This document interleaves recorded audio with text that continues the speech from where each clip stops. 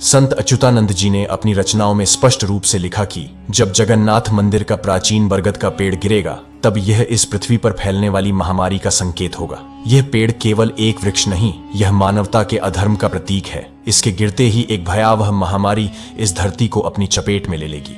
मई 2019 में फानी तूफान के बाद जगन्नाथ मंदिर का प्राचीन बरगद का पेड़ गिर गया और इसके कुछ ही महीनों बाद पूरी दुनिया पर कोरोना महामारी का कहर छा गया, जिससे लाखों लोगों की जान चली गई। यह महामारी केवल एक बीमारी नहीं, यह उन पापों का प्रतिफल है जो हमने इस पृथ्वी पर किए हैं। यह समय है चेतने का, धर्म के मार्ग पर लौटने का। हमें अपने भीतर की शक्ति और ईश्वर में विश्वास बनाए रखना चाहिए। भारत की पवित्र भूमि उड़ीसा, जहां भगवान जगन्नाथ जी का निवास है, वहां की हर धड़कन में एक रहस्य छिपा हुआ है। आज से सैकड़ों साल पहले संत अच्युतानंद दास जी ने भविष्य मलिका ग्रंथ में उन रहस्यों का उद्घाटन किया था। एक ग्रंथ जो समय को पार कर हमारे सामने आने वाले भविष्य की तस्वीर दिखाता है। एक ग्रंथ जो न केवल चेतावनी देता है बल्कि हमें सावधान भी करता है। आइए इस पवित्र ग्रंथ की भविष्यवाणियों की आवाज सुने, जो समय के सागर से गूंजकर हमारे वर्तमान में प्रतिध्वनित हो रही है। भविष्य मालिका की आवाज गूंजती, रहस्यमयी और गहन आवाज में कह रही है, हे मानव, मैं हूँ भविष्य मालिका। उस समय की आवाज